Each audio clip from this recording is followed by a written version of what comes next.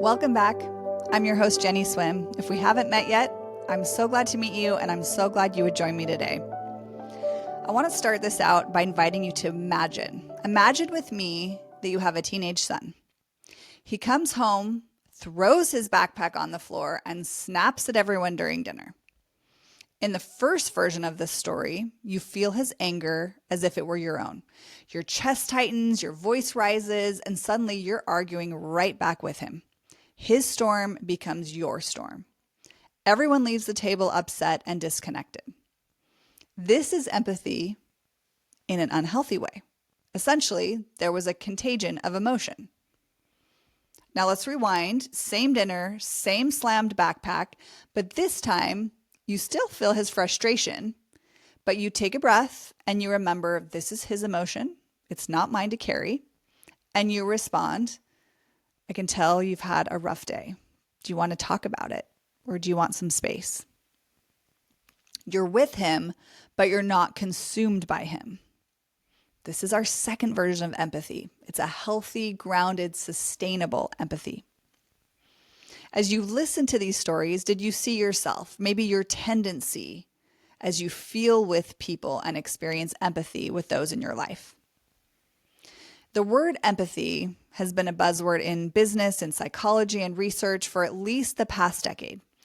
And data shows some very significant findings on the value, in fact, the superpower of empathy. Here are a few highlights if you've missed this.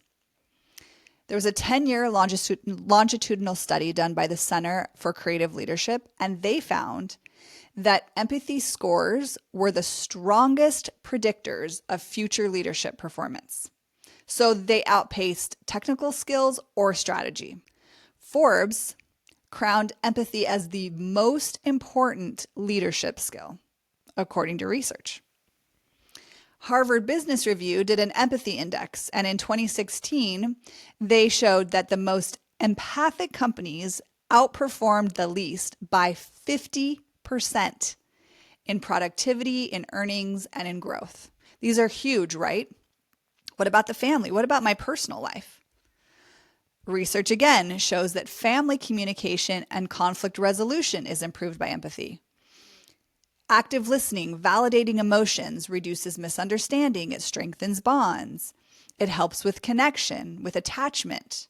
It fosters supportive and healthy family life and dynamics. So we want empathy. This is a good thing to have. But what if the very thing we're doing to connect with others, empathizing, is the thing that is disconnecting you from yourself? Today, we're going to explore that and how we might come to understand empathy in a way that not only allows us to serve, to see, to hear, to understand those around us, those we care about, to have that leadership superpower and that family systems gift, but also to use empathy in a way that is sustainable for us, that is not exhausting, that doesn't shut us down.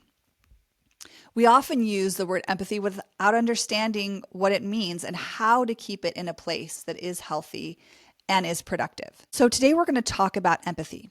If you're noticing overwhelm or burnout or loss of self, you're not alone. In fact, I'm going to share some findings today that talk about why that is happening in your life and how you might shift it slightly so that you don't experience that. We'll define what empathy is. We'll identify the indicators of healthy versus unhealthy empathy. And as always, I'll share some simple tools you can try on to help you stay in that healthy, helping, and wise connection.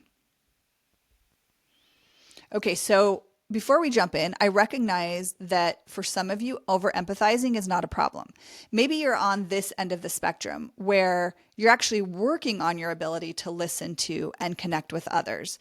You're maybe cognitively getting better at seeing someone's perspective, but it's not normal for you to feel with someone or to really pay attention as much to what other people are experiencing.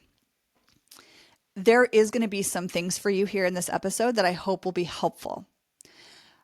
Just from the start, I'm going to let you know my bias will lead a little bit today toward my friends out there who are more on that empathic, the opposite end of the spectrum, who maybe have a tendency toward feeling with others more quickly, or who have that instinct for overconnection or getting lost in the connection. If you're finding that you get totally exhausted as you engage with others and you're noticing you're having to pull away more often from other people just to maintain your personal sanity, this episode might be especially helpful for you. If you're a parent, maybe you're going to notice that there could be some tools here that can help you not lose yourself in your child's struggles or pain. Whatever end of the empathy spectrum you're coming from, I'm hoping that you'll find some value today. So first, let's define empathy. Empathy basically means putting yourself in someone else's shoes. Being able to recognize their experience, understand where they're coming from, and respond with compassion or helpfulness. And there's 3 types of empathy. One is cognitive empathy. So this is really our brain. This is, I understand you. I can see your perspective. I see why it was difficult that you were left out of that meeting. I can understand where you're coming from. The second one is emotional empathy. So this is, I feel with you. This is the capacity to really resonate and have that attunement with what another person might be experiencing. So you might feel sad when your friend shares the news of their breakup. You might even cry with them. This is great for building intimacy and genuine connection and trust. The watch out here is that you can burn out if your boundaries aren't well maintained because you're experiencing everyone else's life and experience like it's your own. The third type of empathy is compassionate empathy. So this is the idea that I'm here for you. I can walk alongside of you. So this combines really our cognitive understanding of someone, that kind of brain part of us, with our emotional feeling.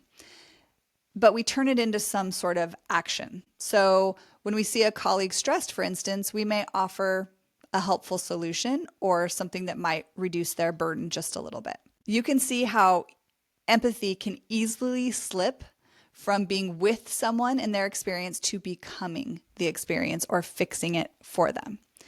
Healthy empathy simply means that we feel with them, not for them. We stand beside them, not inside them. So what might be some indicators if you're looking at yourself and thinking, where do I fall? Here's a few indicators you can check out for unhealthy versus healthy empathy. So healthy empathy looks like I understand and resonate with someone's feeling without losing myself.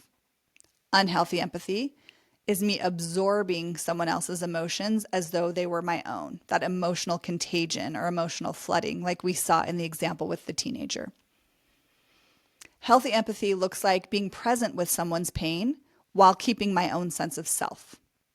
Unhealthy empathy looks like blurred lines, over-identifying with someone else, and even becoming codependent.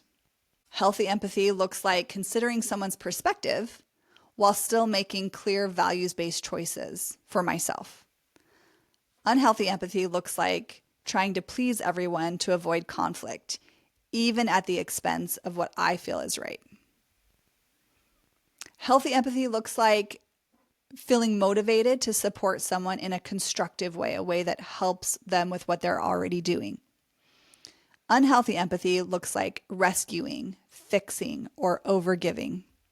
Healthy empathy looks like understanding someone's struggles while still holding them accountable. Unhealthy empathy looks like excusing or rationalizing a harmful behavior or unhelpful behavior because we understand where someone's coming from. Healthy empathy looks like feeling empathy for others while also being able to hold empathy for ourselves. Unhealthy empathy looks like ignoring our needs, overextending, and eventually losing our own resilience. That was a lot. I'm going to take a minute to just let you breathe. Maybe there was one little thing that bubbled up to the surface.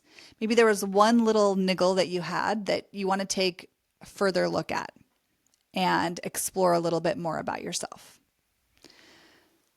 Why does this matter so much? Of course, we don't want to feel burned out, overwhelmed, exhausted, but Some interesting research was done by Tanya Singer, a German psychologist and social neuroscientist, where she looked at brain scans and noticed that when people empathize with someone suffering, so they see someone in pain, there's a region in their brain that activates that is connected with their own firsthand pain.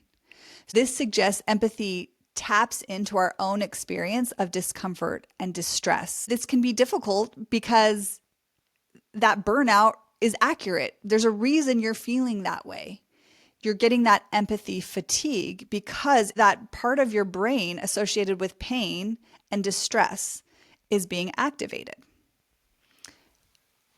She also noted that when you start to feel empathy, but you can transition from feeling their pain to compassion, which just means I care about them. I have intentional caring, but I'm not going to be emotionally overwhelmed. Then a different part of the brain lit up. And in fact, it was totally different. It actually was tied to reward and positive social emotion and affiliation. Because empathy activated that distress-related area in the brain, having too much of that, of course, would lead to emotional depletion. So if you're feeling that, there's a very normal and natural reason you would be feeling that. On the other hand, when we move from empathy into compassion, we can actually feel renewed and protected because it activates the areas of positivity and affiliation in our brain. We can experience energizing even amid suffering. So maybe you're thinking, that's what I want. I don't want to stay in this place of distress. I want to have this positive affiliation in my walk, my daily walk, to be in empathy and in compassion with other people around me. How do I change this? How do I move from that really instinctive place sometimes where I'm absorbing, I'm fixing, I'm ignoring my own needs into that place of healthy boundaries, healthy balance, healthy compassion, or intentional care? Here's 3 principles. The first one is to lean into compassion. So just like you heard before, there have been several studies and even therapeutic ways that compassion can be trained. So when we start to feel empathy, or we're over-connecting, or we're struggling to understand how someone might feel, shifting to a lens of compassion can help us not experience that suffering. So we move from feeling with them to caring for them. You could ask yourself a question like, what does caring look like here? And usually it takes the form of an action. It could be something simple like, I'm here with you. Just offering a statement, I'm here with you. Or giving a hug, offering a prayer, simply listening to them and validating their experience. And remember, you don't have to agree to offer understanding. You don't have to fix, you don't have to solve anything. You're just understanding. You're just recognizing, I can see why you'd feel that way. I can see your perspective.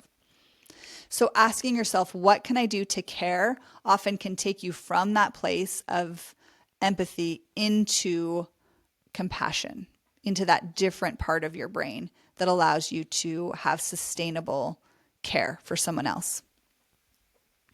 Number 2 is to step back from the situation a little bit and have some self-reflection.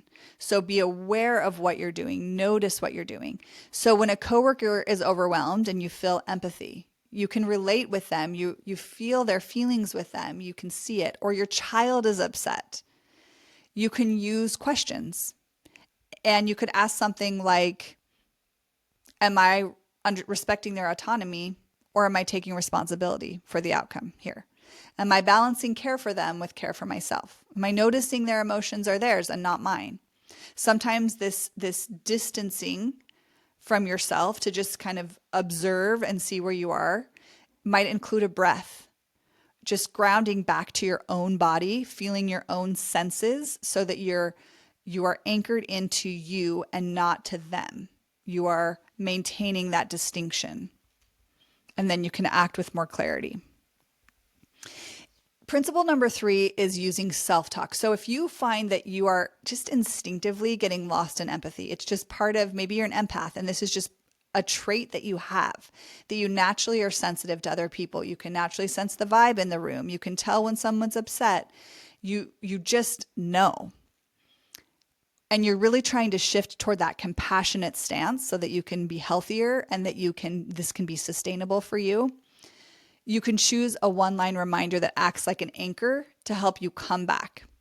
So a few options might look like, remember, I'm alongside their storm, not inside it. Or I can care without carrying. Or I don't need to ride their wave to care about them. Empathy is a superpower. It is, and we have seen so much research that shows we want to be empathetic. But how we are being empathetic makes all the difference. As we move into that place of compassion, of careful action, of warmth and understanding with boundaries, we can create trust, intimacy. We can help people feel seen, heard, and understood, which strengthens bonds. We can reduce misunderstandings and conflicts and resentments. We can help with emotional regulation. The list goes on and on and on. However, having empathy is not what counts. It's how we practice it that allows us to be in that sustainable long-term energy versus feeling drained, overwhelmed, and lost. May we stop drowning in someone else's storm and instead bring an umbrella of care that allows them to navigate their own storms and us to walk alongside them. Thank you so much for joining me today. If this episode was helpful to you, I'd invite you to pass it along to someone else who might find similar benefit. Until next time.